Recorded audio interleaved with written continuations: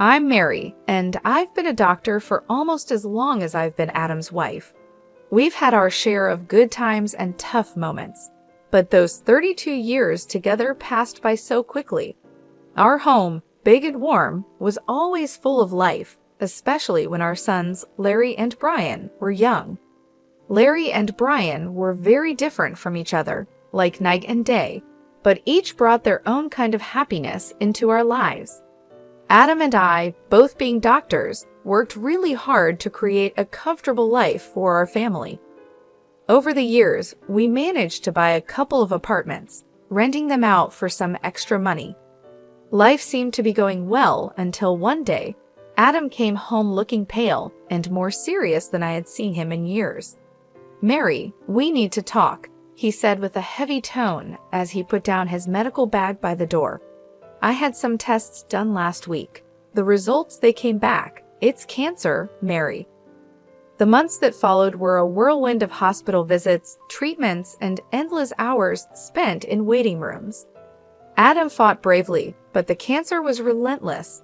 Watching the strongest man I knew weaken and fade away was heartbreaking. No amount of medical knowledge could prepare me for that kind of pain.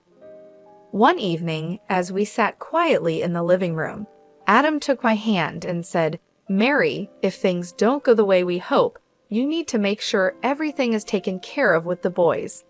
The will is all set, and you'll be fine financially." Not long after that conversation, he was gone. The funeral was a solemn event, with family, friends, and colleagues coming from all over to pay their respects. But it was the quiet in the house after everyone left that hit me the hardest. The empty spaces where Adam used to be, his belongings still in their usual places, it was painful to see and remember. A few days after the funeral, I was in the kitchen, trying to figure out what to do with all the leftover food, when Larry stormed in, his face full of worry and anger. Brian followed behind him, looking like he wanted to be anywhere else but here. "Mom, we need to talk about Dad's will," Larry said, getting straight to the point, as he always did. I sighed and put down the cling film I was holding. "Yes, I know. Your father left everything to me. He wanted to make sure." I was trying to manage things when Larry slammed his hand on the counter and said, "But what about me and Brian? We're his sons. It's not fair that we get nothing." Brian stepped in, trying to calm things down. "Larry, let's not rush into this. Mom's still grieving, and we can sort this out without fighting." Larry shot him a look and said, "It's easy for you to say. You're not thinking about the future like I am." I leaned against the counter, feeling the weight of their stares. "Your father and I built this life together, and he trusted me to take care of things. But I understand what you're saying, Larry. It's not my intention to leave you out." "So what then?" Larry asked, crossing his arms and raising his voice. "Do we just wait until you decide it's the right time to give us our share?" "Larry, watch your tone," I snapped, my patience wearing thin. "I am still your mother." Brian stepped between us, holding up his hands like a referee. "Both of you, please. This isn't helping." "Mom, maybe there's a middle ground here." I nodded and rubbed my temples, thinking it over. "Okay, here's what we can do. The apartments your father and I invested in, the ones downtown," I started, but Larry interrupted. "Yes, those." I gave him a look that told him to be quiet for a moment. "I was thinking you each take one. They're yours to live in or rent out, and from the savings, let's say $320,000 each to help you get started with whatever you need." Larry bit his lip, clearly doing the math in his head. "And the rest of the stuff? The house, the money?" he asked. "That stays with me for now," I replied. "When I'm gone, it will come to you, as your father wanted." Larry looked like he wanted to argue more, but Brian nudged him and said, "Let's think about this. It's a fair start. Mom's not leaving us with nothing." Larry finally nodded, though he still seemed unhappy. "Fine, but I want this in writing, Mom. No more surprises." Of course, I agreed. "We'll get everything documented properly." As they left the kitchen, I could hear Brian whispering to Larry, "Give her a break, will you? She's doing her best." Larry muttered something under his breath that I couldn't catch, and honestly, I didn't really want to. As I washed up the dishes, I wondered if Adam could see us and what he would think. I hoped I was making the right choice, but only time would tell. And time, that tricky thing, isn't always on your side. It was a sunny afternoon, one of those rare days that makes everything feel okay, when Larry brought Julie over to meet me for the first time. They hadn't been dating long, but Larry was already head over heels for her. You could tell by the way he was fussing over her, which wasn't like him at all. They walked in, and right away, Julie had this confident air about her, like she owned the place. She was dressed up and strolled into my living room, with barely a hello, her eyes scanning everything around. "Nice place you've got here," she said, flipping her hair back as she sat down without waiting to be invited. Larry was sitting beside her, grinning like a fool. I forced a smile, trying to be a good host. "Thank you, Julie. Can I get you anything? Coffee, tea?" "Coffee sounds lovely," she replied, then turned to Larry. "Babe, make sure it's black, no sugar." Larry nodded and headed to the kitchen, leaving me alone with her in my own living room, feeling like I was the guest. The silence was awkward until she finally spoke. "So Larry tells me you're pretty well off," she said, looking around at the decor. "I'm used to a certain standard, you know. My parents made sure of that." "That's good to hear," I said, not really sure what else to say. Larry came back with the coffee and handed Julie her cup. She took a sip and made a face. It's all right. Anyway, we've been talking about our future together, planning ahead, you know." "That's wise," I said, glancing at Larry, hoping he'd give me some clue about where this conversation was going. Julie set her cup down and said, "Yeah, and speaking of planning, we've been thinking about the wedding. You know, I want something special. Larry has probably told you I saw this place that's perfect for a rehearsal dinner, but it's a bit pricey. It's about $50,000. I almost choked on my coffee. $50,000 just for the rehearsal dinner. Larry jumped in. "Mom, it's important to Lauren. We want to start things off right." I put my cup down, feeling a storm brewing inside. "Look, that's a lot of money for a dinner, Julie. We need to be reasonable." Julie's face hardened. "Reasonable? Larry says you have the means. I don't see why we should compromise on something that important." Larry was nodding along with her, but I could see the unease in his eyes. He knew he was asking too much. "I'm all for celebrating," I said, trying to keep my voice calm, "but $50,000 is more than I can justify." Julie stood up, her chair scraping loudly against the floor. "I'm not used to compromising on my standards, Mary." I made it clear to Larry that I expected a certain standard of living. Larry tried to calm things down.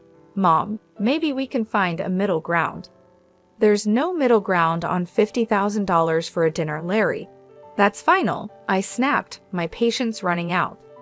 Julie picked up her purse and glared at me. "Fine, if that's how it's going to be, then maybe we need to rethink some things." They left soon after, and I sat there, stunned by what had just happened. The nerve of that girl, coming into my home, drinking my coffee, and telling me how to spend my money, it felt like a slap in the face, a wake-up call I wasn't prepared for. A few days later, I was out at the grocery store when Larry and Julie decided to drop by again. By the time I got home, Brian was awkwardly trying to entertain them in the living room. The tension in the air was so thick that it made me want to turn around and leave, but it was my house, so I gathered my courage and walked in. Julie, all dressed up as usual, handed me a list as soon as I put down my grocery bags. "Mary, we've thought a lot about the wedding gifts, and here's what we've decided on.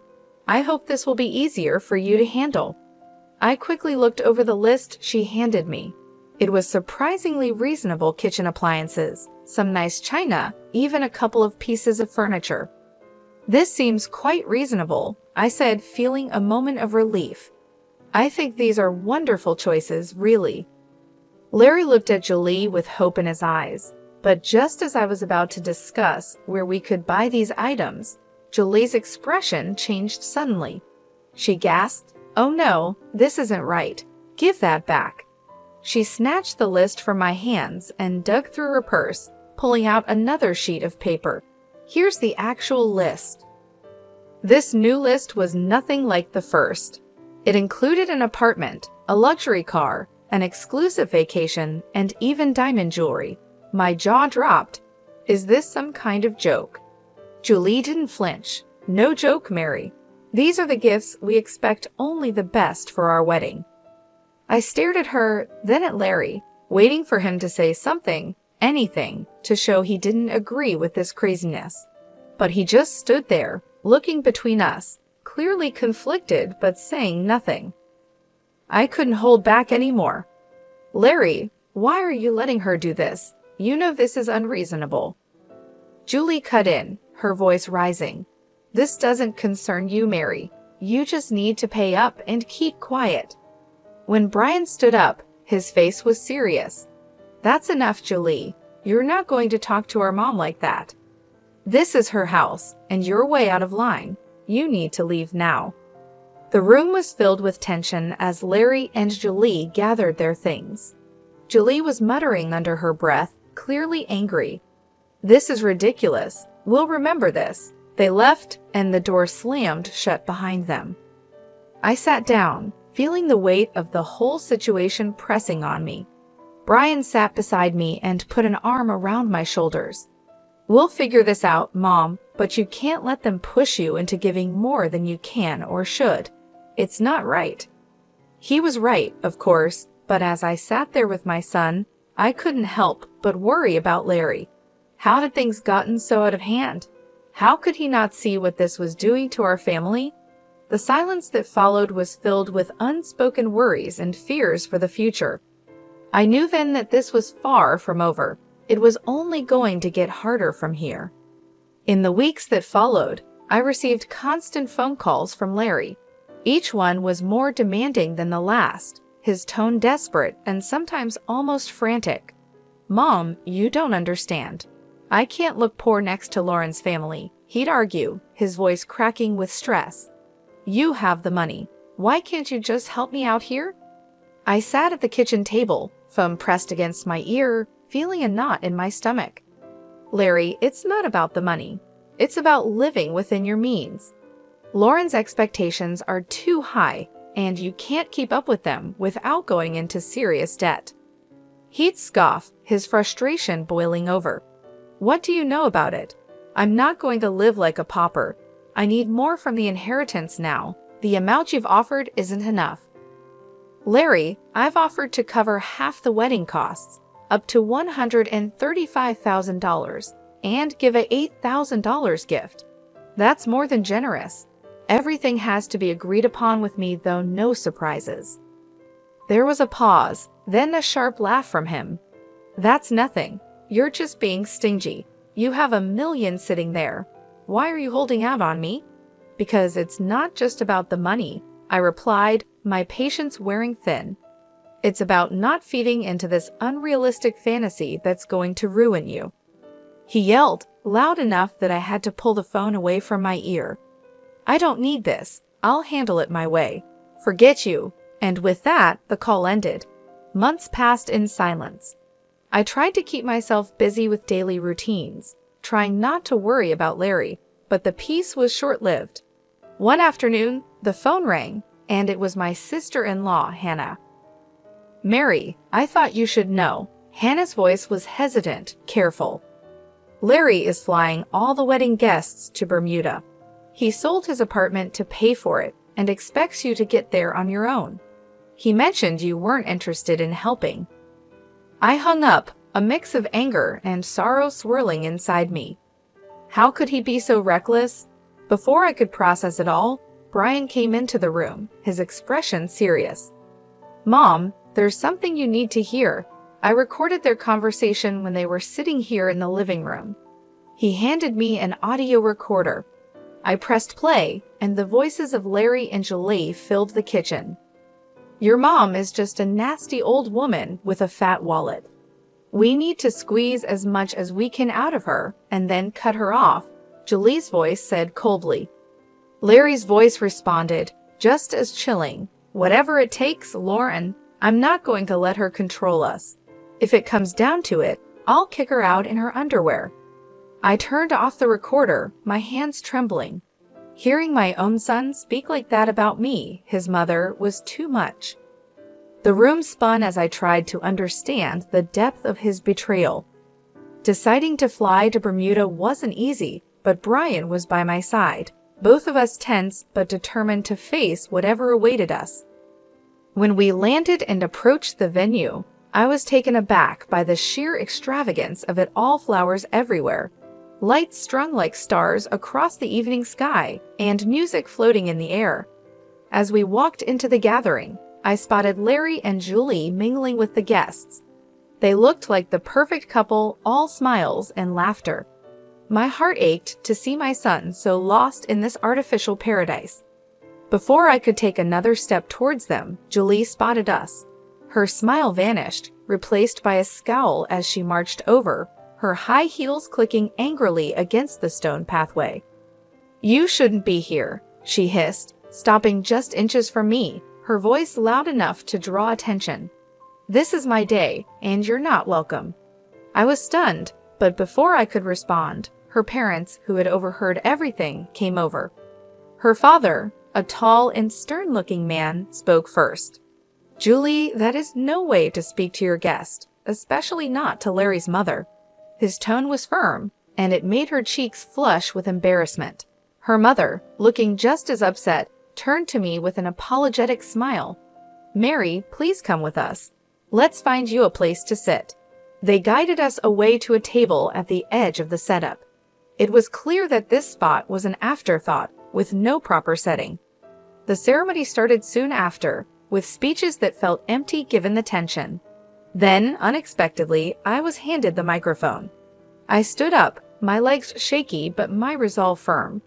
"I came here today to wish my son and his new wife a happy future," I began, my voice steady despite how I felt inside. "But I also believe in honesty and integrity, qualities that have been sadly missing in the events leading up to this day." Julie's face went from pink to red, her eyes glaring at me with anger.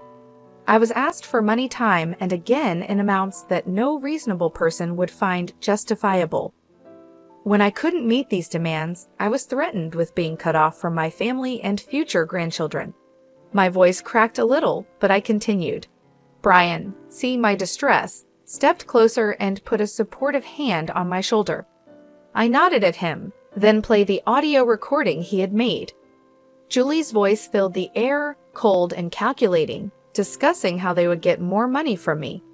Larry's voice agreed, saying he was willing to leave me with nothing for the sake of his bride. The crowd murmured, shocked and disapproving. I turned off the recorder, and the silence was heavy. I gave my son an apartment and $35,000, and yet it was never enough. Today, I'm making it clear that I will not be treated as an ATM or threatened. I am disowning Larry and Julie. I wish them well, but from this day forward, I am choosing to remove myself from their lives. The reaction was immediate. Julie screamed, her voice shrill and wild. "You've ruined my wedding. I curse you." After everything that had happened, coming back home was bittersweet. In the quiet, I made a decision that even surprised me. I quit my job. I had spent years healing others as a doctor, but now it was time to heal myself and rebuild the life that recent events had shaken. Brian, bless his heart, had just graduated from art college and was full of ideas and ambition. With the $37,000 I gave him, Brian opened his own tattoo parlor. It wasn't just any shop, it quickly became a place where art and skin came together in beautiful ways. Brian put his heart and soul into his work, and it paid off. He started entering tattoo contests, and soon his name was on everyone's lips in the local community. Before we knew it, he was opening more locations, creating a network of salons that became a hotspot for tattoo enthusiasts. I'd watch him sketch late into the night, his dedication a sharp contrast to the chaos his brother had chosen. "You're doing amazing, Ollie," I'd say, pride swelling in my chest. During these peaceful months, Larry reappeared one afternoon. He showed up at the door, his eyes tired, his shoulders slumped, a far cry from the ambitious, sharp man he used to be. "Mom, I need to talk," he said, not waiting for an invitation to sit down. His voice was weary, so different from the demanding tone I had grown used to. I sighed and motioned for him to continue. "What is it, Larry?" "It's Lauren. She's driving me crazy, wanting more and more. Nothing's ever enough. I got a second job, but it's still not enough for her." His words were filled with desperation, but they couldn't erase the past so easily. "Larry, I warned you. I told you that living like that with someone like her was unsustainable." He rubbed his face, frustration clear. I know you did, but I thought," his voice trailed off, hopelessness replacing any explanation. "Thought what?" "That money would just appear because you wanted it to." My tone was harsh, years of pent-up frustration making it hard to soften my words. "Look at your brother. He started with the same amount and made something of himself without stepping on others." Larry bristled. "Yeah, well, not everyone's like Brian, are they? I have rights to the inheritance too, remember? And when you're gone, it'll come to me." That was the last straw. "Get out, Larry," I said, my voice cold and firm. "And don't come back. Not this time. You chose your path." His jaw tightened, and for a moment, I thought he might argue, but then he turned and walked out, the door slamming shut behind him. As I stood in the silence that followed, Brian came downstairs, having heard the last part of our exchange. "Are you okay, Mom?" he asked. I nodded, wrapping my arms around him. "I am now, thanks to you. Let's just focus on the good we can do and the life we can build." He hugged me back, his presence a comforting reminder that not everything was lost in that moment. I knew that despite the heartaches, the journey was still worth it. We had each other, and that was enough to keep moving forward. After the storm with Larry had passed, our home settled into a calm I hadn't felt in years. It was during this peaceful time that Brian brought someone special home. Her name was Joyce, and she was everything Julie wasn't: kind, humble, and genuinely caring. As the weeks turned into months, their relationship grew stronger, and soon they announced their engagement. The wedding was nothing like Larry's extravagant affair. It was a simple, heartfelt ceremony in our backyard. Flowers from the garden, homemade decorations, and a small group of close friends and family made the day perfect. During the reception, I pulled Brian aside and said, "You've chosen a wonderful woman," my voice thick with emotion. He squeezed my hand and replied, "I learned from the best," giving me a knowing look. Life moved quickly after that. They sold the apartment I had given Brian, added some of their savings, and bought a small, cozy house just a few miles away. One sunny afternoon, while we were having tea in their new living room, Joyce shared some exciting news. "Mary, we're expecting twins," she announced, her eyes shining with joy. I nearly dropped my cup, overwhelmed with happiness. "Twins? Oh my goodness, that's wonderful." Brian beamed, his pride evident. "We wanted you to be the first to know. We're really happy, Mom." "Twins," I repeated, letting the words sink in. Grandchildren, it was a new chapter, one I was eager to begin. As for Larry, news from him was rare. The last I heard, he had divorced Julie. She had taken nearly everything in the split, leaving him to start over in another city. Despite the pain he had caused, it hurt to know he was out there somewhere, struggling because of his choices. One evening, as I sat looking through old photo albums, Brian came and sat beside me. He noticed a picture of Larry and me from years ago. "Do you ever hear from him?" he asked softly. I shook my head. "No, after everything, he's chosen his path, and I have to respect that, even if it breaks my heart." Brian put an arm around me. "He's still my brother, Mom. Maybe one day he'll come around." Maybe, I agreed, though I wasn't really sure if he ever would. I believed it too, but for now, we have plenty to keep us busy, especially with those twins on the way. Brian chuckled. "Yeah, you're about to be the busiest grandma in town." We both laughed, and the sound filled the room with warmth. Despite the past, despite the mistakes and heartaches, This moment with Brian felt like everything was exactly as it should be. Life was moving forward, and so were we, with new hopes and dreams just around the corner.